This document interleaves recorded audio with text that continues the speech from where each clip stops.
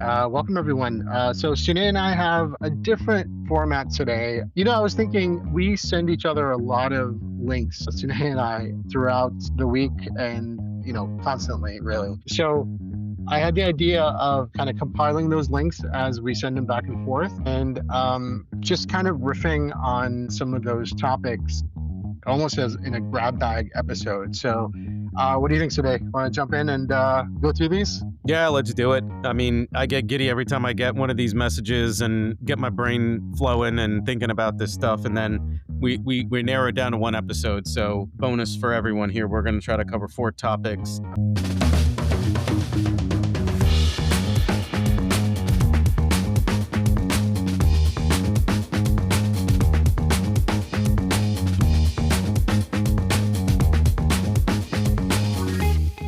All right, let's do it. All right, so yeah, let's jump right in. So the first one I wanted to talk about was this newsletter. I follow Scott Galloway, who's a NYU professor. He talks a lot about the loneliness epidemic, and specifically kind of the crisis amongst young men. So he had an interesting topic in one of his newsletters. The newsletter is called No Mercy, No Malice, and the topic was friending, and specifically making friends as an adult and as a man. So, it is very specific, but interesting nonetheless. So, I think this is kind of a run up to his book coming out, which is called Notes on Being a Man. And I wanted to start with a quote from the newsletter. So, let's see, here we go. But he gives some statistics. So, I'll just kind of skim through some of the statistics. So, it says 3 decades ago, 55% of men reporting having at least 6 close friends. Today, only 27% of men can say the same. Worse, 15% of men say they have zero friends, a 5x increase since 1990. These are pretty sobering statistics. And he kind of goes on, what happens to those men when the shit gets real? One horrifying data point, men account for 3 out of every 4 deaths of despair in America. Too many men are stuck, isolated, unproductive, and prone to obesity. They're addicted to drugs, gambling, porn, and whatever other substances provide a dopa hit with minimal friction. They're susceptible to misogyny, conspiracy theories, and radicalization. They make inadequate mates, employees, and citizens. Can we turn this around? Yes, we have to. That's why I wrote the book. So there's a lot there. So what do you think, Sinead? What a awesome topic for us to give some oxygen to. I think if we all look closely in the world around us, challenge this trend is very obvious. I don't think it's controversial. I think the data speaks for itself, but then I think our lived experiences give the data credibility. A couple things from my own narrative. Our local town publishes the top graduate kids. And I guess because of the undue amount of pressure announcing a valedictorian and salutatorian has on the competitive nature of kids, instead of teaching them how to thrive in a competitive world, we stopped giving out the valedictorian salutatorian awards. And so we just publish a list of top 10 people. Separate topic, but I'll get to my point. The last 2 years or 3 years that I've been looking at this list, it has been either all girls or 9 out of 10 of the top 10 graduates were girls. And so I feel like there has been maybe an over indexing on how we are trying to rectify the gender disparity in our world, in our country. And I'm all for it. I love that it has happened. I think it was necessary. And I think it's an important dynamic for us to continue to evaluate and think about for equality between men and women. However, I think we may have overcorrected a bit in terms of the attention we're giving boys and young men on how to be boys and young men in society as full functioning adults, as being courageous and bold, and understanding how to have a relationship with women and girls. There's a reduction, and Scott talks about this as well, of men and young boys wanting to enter into romantic relationships and even get married, have sex, have children, raise families. And so we are, I think, pretty close to having a either, flat population growth or almost a negative population growth if the current trends continue, because we're not mating and we're not marrying and we're not reproducing at the levels because of, I think, some of what you just read in the article, that men and young, boys and young men don't know how to adult. They don't know how to talk to girls and women and interact with them in a healthy way. And I think it's on us to have more conversations about this and not demonize the interaction between men and because of a bunch of or even a few bad actors, that it's essential for us men and women to have relationships with each other. Yeah, no, so true. And yeah, I mean, I think it's clear that the pendulum has swung too far the other way, right? And I think this naturally happens with any social change, right? I think you almost have to first make an overcorrection and then you kind of come back, right? It's kind of like a natural sine wave or whatever you want to call it. But it's probably the completely wrong term. But like there's a little bit of back and forth before you kind of find an equilibrium, right? So we're probably right in the midst of that. And, obviously the Me Too movement and all of that was extremely important. And I agree with you. I mean, we both have daughters and, uh, I think it was clearly necessary for that movement to happen. But yeah, I think it's definitely swung way too far in one direction, and I think we need to come back and find a middle ground. And I actually hate tying this back to social media because I feel like we always do that. But there's it's a I think it's a confidence thing too. I think if you're a young man or a young boy and you see so many people on social media being successful and being Scott Galloway gives a great anecdote about meeting someone as an adult, as a grown man, meeting someone and being invited to go out to a Rangers game because he had met someone who's a doctor for the Rangers. And he said in the past he would have said no because he would have been too intimidated because this guy was so accomplished and everything. But it got me thinking that there's a real you take a confidence hit every time you're on social media. You see people doing, whether or not it's warranted, you see people doing these amazing things with amazing people and amazing locales.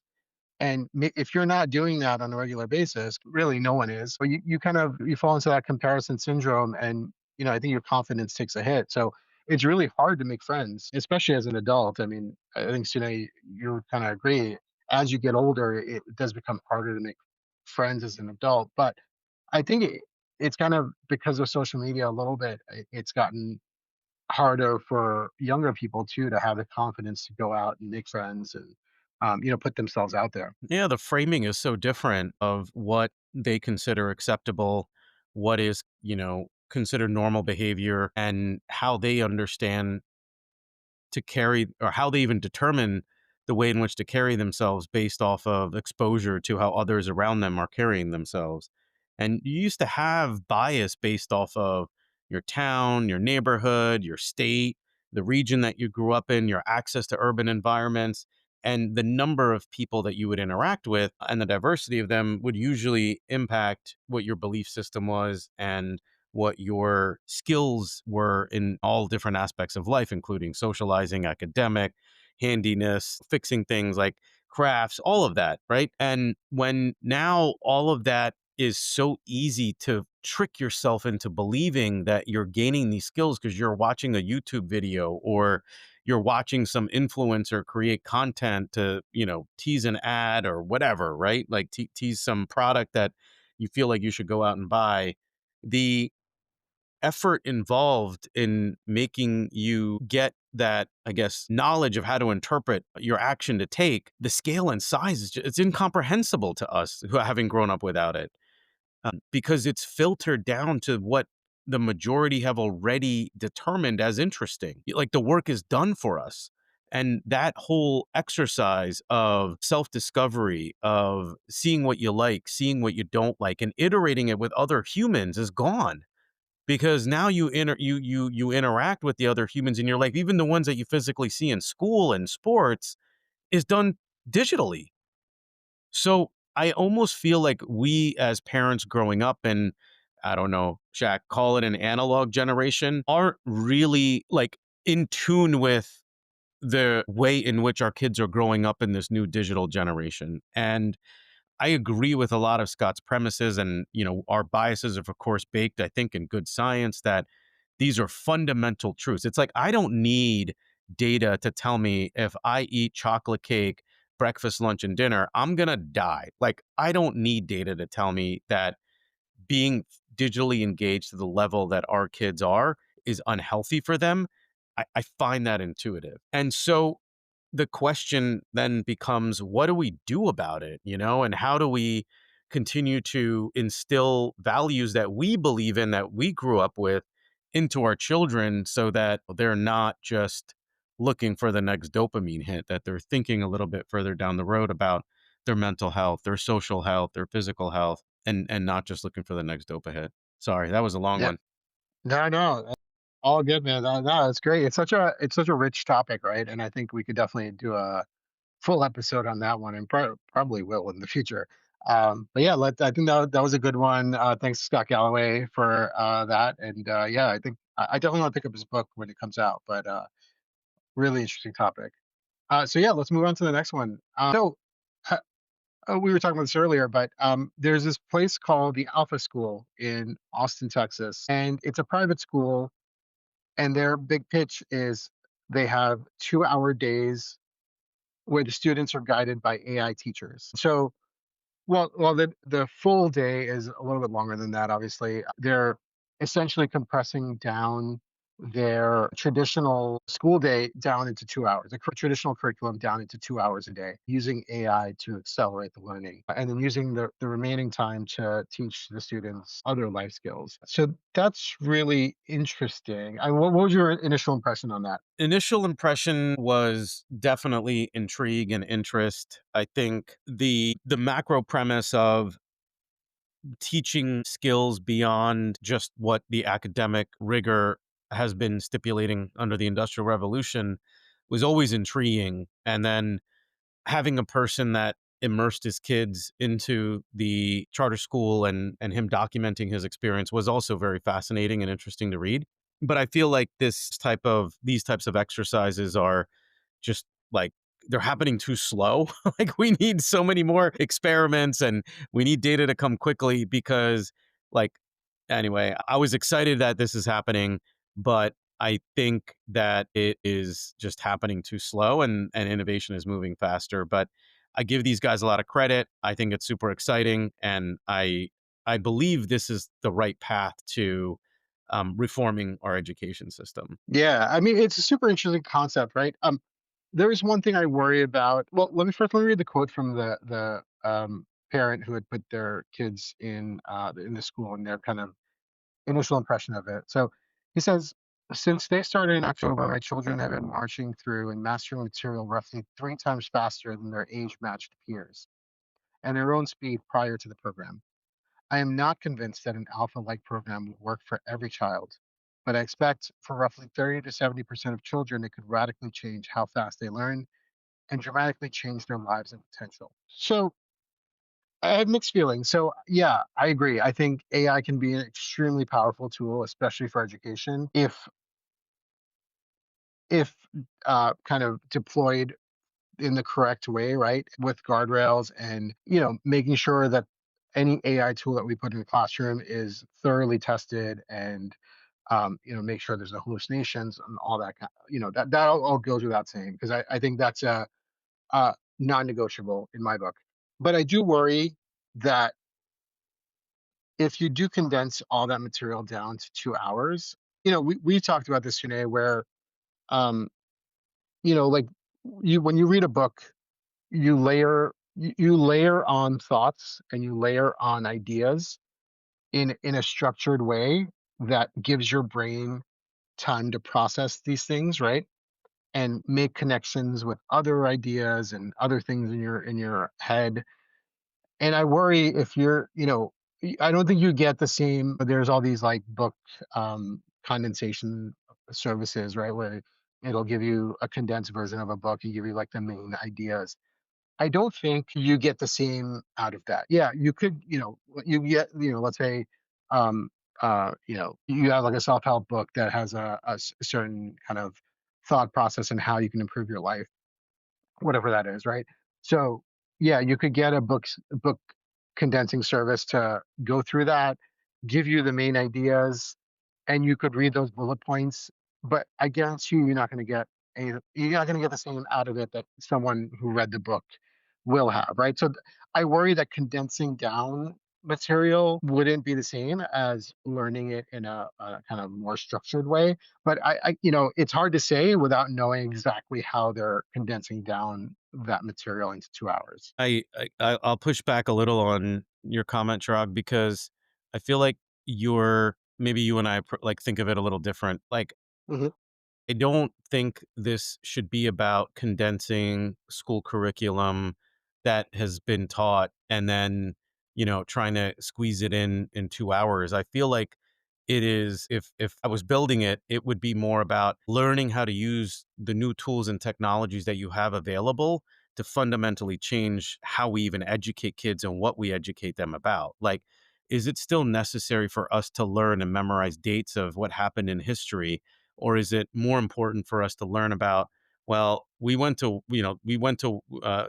War One started because of XYZ, or World War Two started because of, ABC. Those are like insights, and the extraction of the insight and how we can ask questions of either, whichever large language model, query tool we use of ChatGPT, Cloud, whatever, and learning how to use the tools we have available.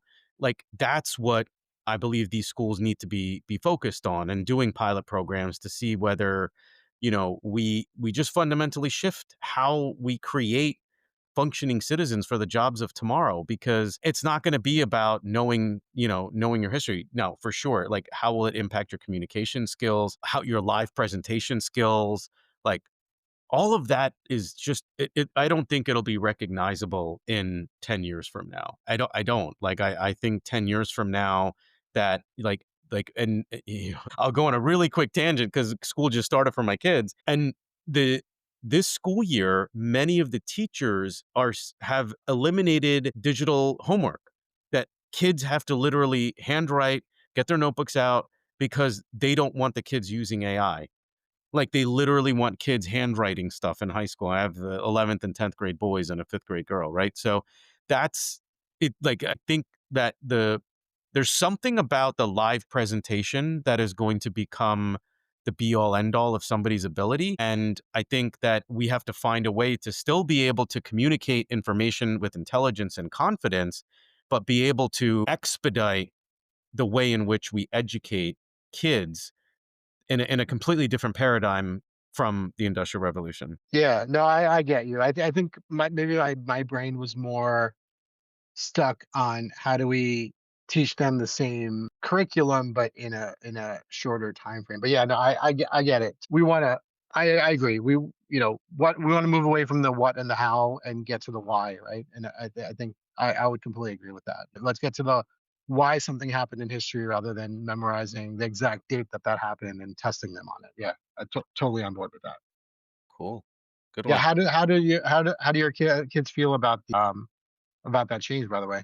Yeah, I mean, it might be a little early to tell, but the first reaction was frustration. One of my one of my kids took like a pass fail course over the summer that was like one of his like half year requirements, like personal finance or something, and like he literally did the entire class on ChatGPT. He's like, I didn't even write a single essay. Like, just put the prompts in, submitted it. It was like a pass fail class. Like, I was like, well, great. Like, I was upset that we never got taught personal finance growing up in our school curriculum. And so we put a personal finance course to teach our kids about personal finance, and they just mail it in and use ChatGPT. And I was like, all right, I don't know. I don't know how I feel about this now.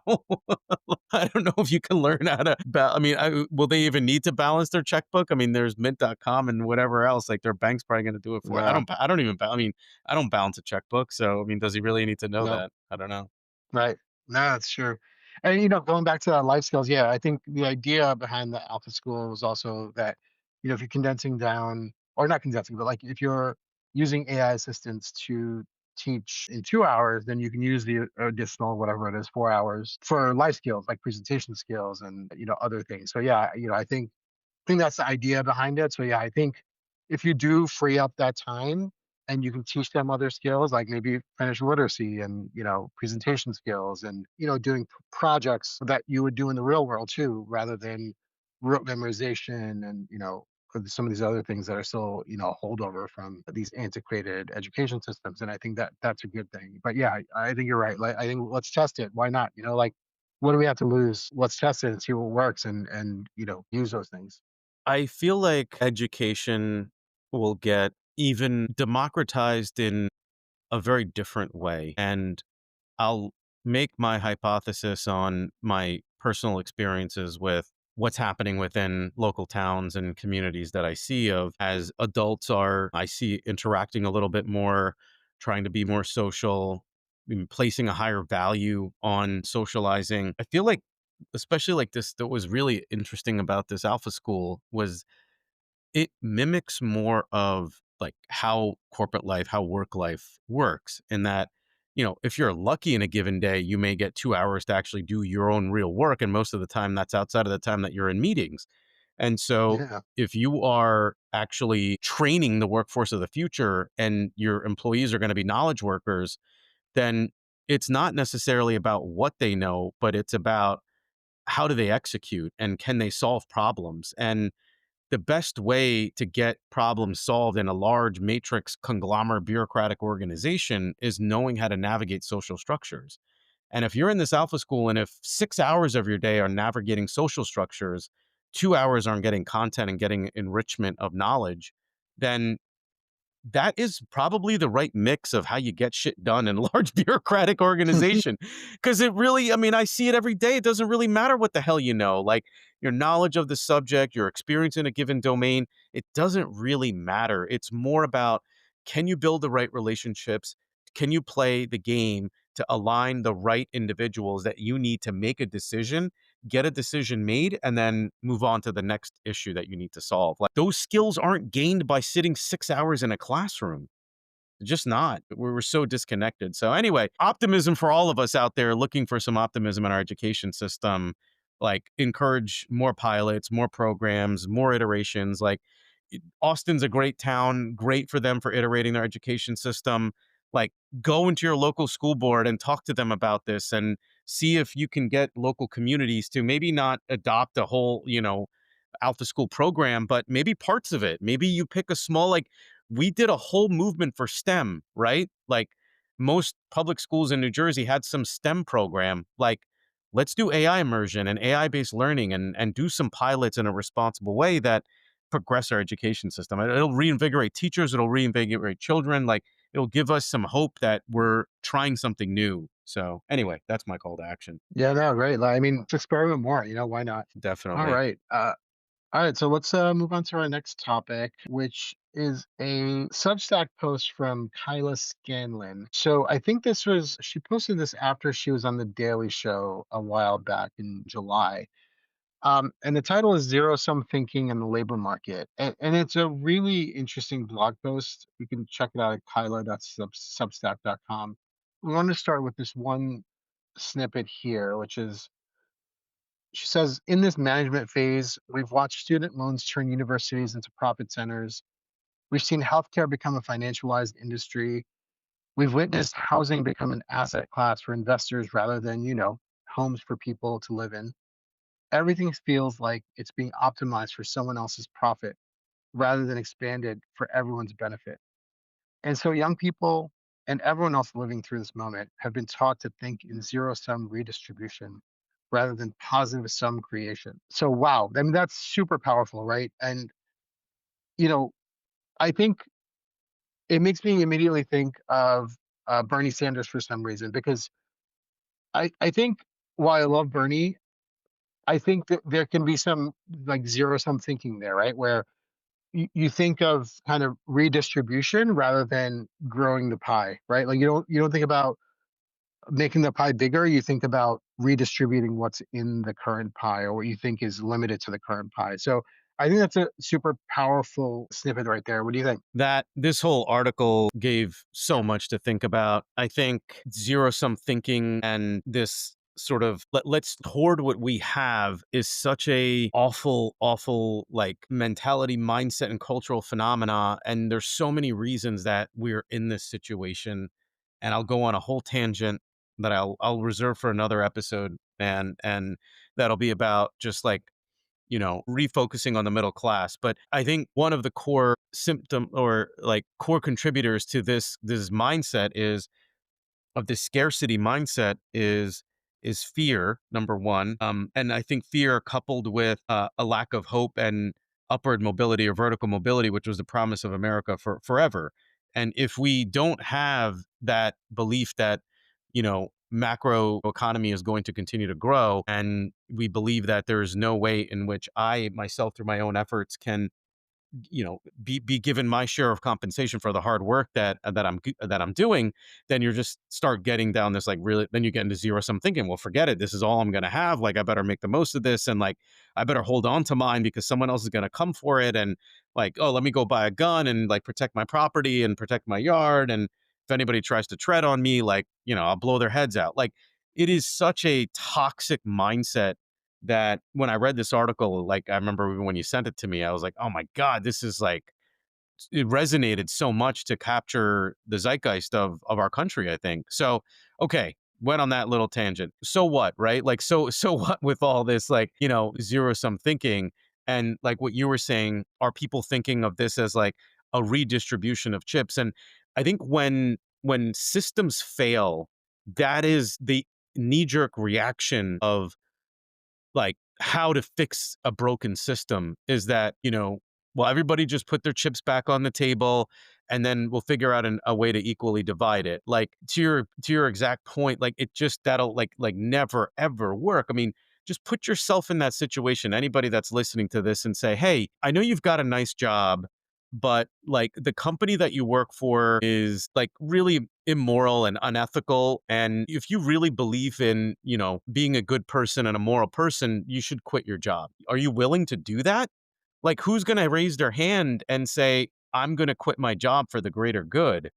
Like, it just doesn't happen. And that's the same mindset of like asking people with all the chips to put them back on the table. Like, there's this empowerment of like, well, the reason I have all the chips is because I know what I'm doing, so you should trust my judgment. So I don't think that's the right solution, but I do think that at some point when somebody does have so many chips, they have to decide whether they've taken so much that the game is over. And if the game Right. is I mean, over, there's then a and tipping then what point, right? happens, right? Yeah, Yeah. I mean, there exactly. has to be a tipping point. Exactly. Yeah.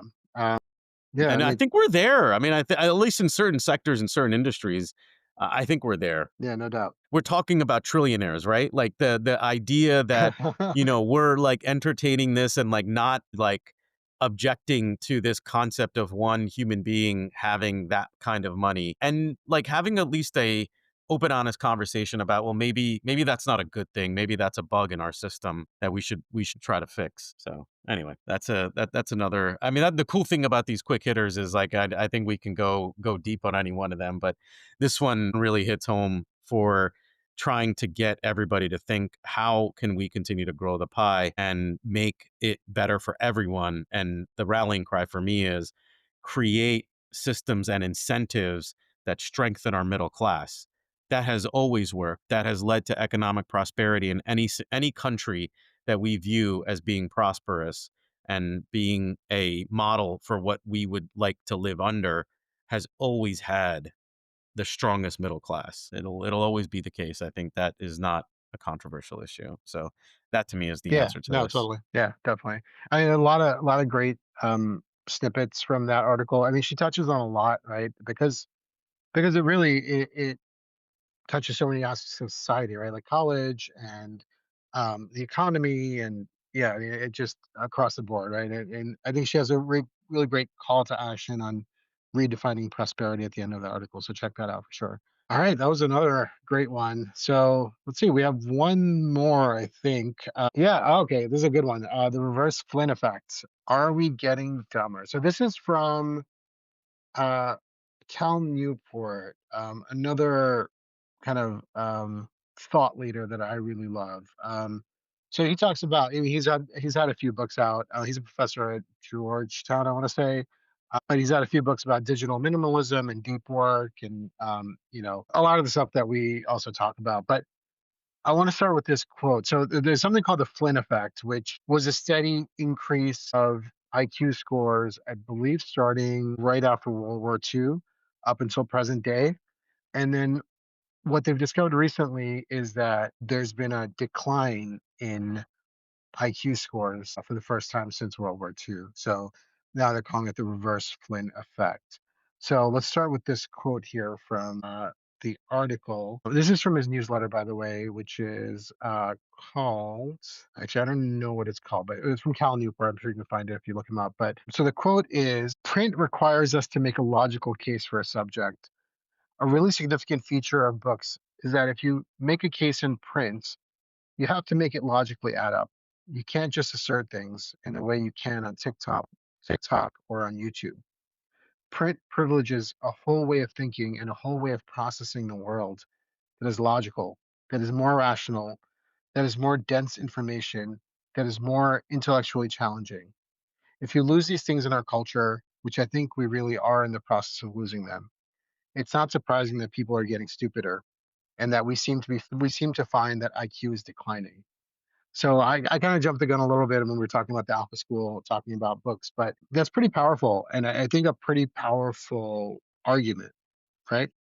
Man, this one, I keep thinking you can't pick a topic that I can get even more excited about, and then you whip this quote out, and it just God, how powerful is this argument that Cal Newport makes, right? Like, this is just so spot on from my perspective, and maybe articulated what maybe a lot of us have been thinking about why people around us and why, I guess, kids and even just even adults around us just don't seem as intelligent. And intelligence is a hard word to define. I think it's it's coupled maybe with laziness.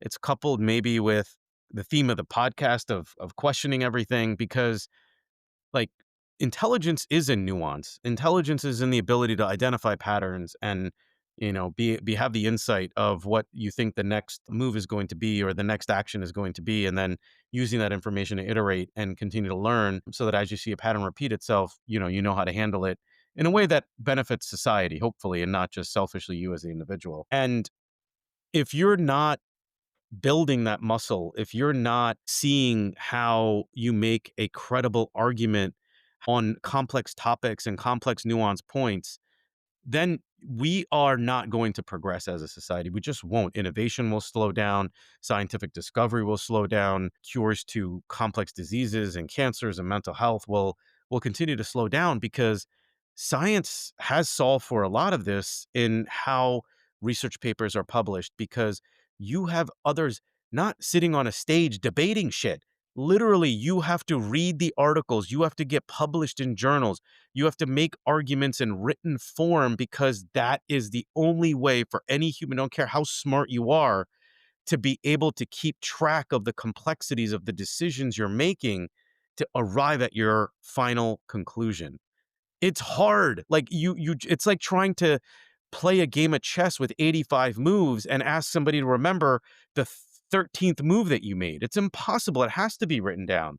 So this idea of like not reading anymore or not reading as much as we used to, correlating to IQ, another one of those things that just yeah, it makes so much sense. Yeah, I mean, you just don't, he talks a lot about deep work and how kind of sustained, and I've been trying to build this into my day where I have, uninterrupted time where, zero distractions, get away from my usual environment and just try to focus on tasks at least for a couple hours, right? Where you don't have any distractions, no email, like have a list of tasks or, a set of work that you need to do and just focus on that because I get so much done in those short kind of bursts, right? Where it is completely focused work.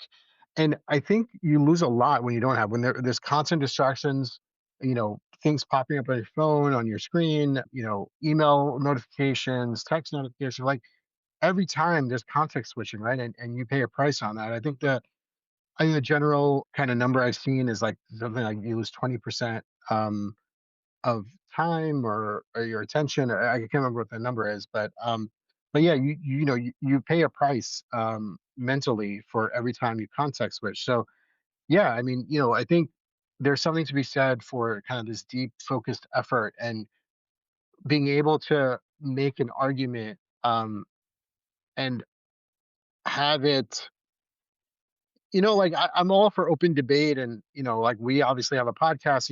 I like podcasts, but there's only so much depth you can have in a podcast, in a oral presentation, right? Where you can't back things up. You can make assertions with nothing behind it, and if you're not challenged, then that just kind of is left to stand. And I don't know, that's not a good thing, I don't think. No doubt about it. And if we reserve podcasts as the only form of discourse, right?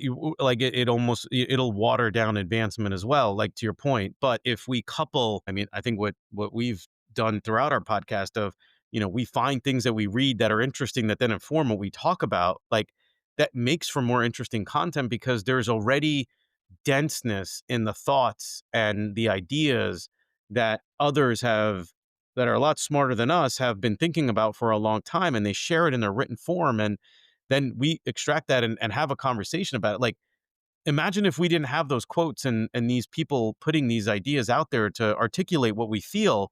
Like we wouldn't advance thought, we wouldn't advance progress. Let me give you a little bit of optimism. All right, here we go, another one. Oh, I'm on the optimism roll today.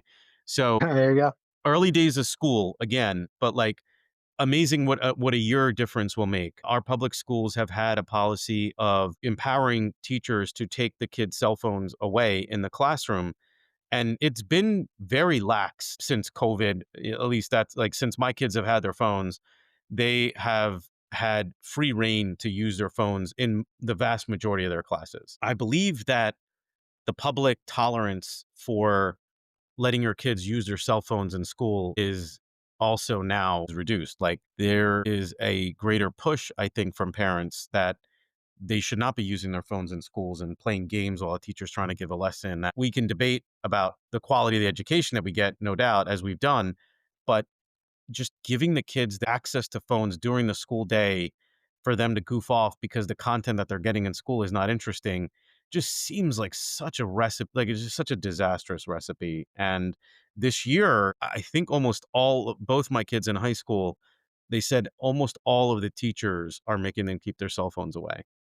So I was happy to see that, at least in our school, that the kids are no longer getting free reign access to their phones while the teachers are teaching in the classroom. So, change is possible. And I do view the way in which our kids relate to their cell phone as, as addictive and as harmful to their mental health as other substances that they may be using. I think it's that serious. So anyhow, the optimism is that Yeah, no they're trying doubt. to crack down on it in school at least now. Yeah, no, I know, and I know we've talked about Jonathan Haidt a lot, but he has a big campaign to get phones out of schools, from bell to bell. So like full day, like no, either lock them up or don't bring them. So yeah, I think that's a worthwhile effort, and I agree with you. I think that dopamine hit that kids get, or not even just kids. I mean, everyone that you can get from your phone, is super harmful, especially in the context of school and learning. Yeah, no doubt about it. No doubt about it.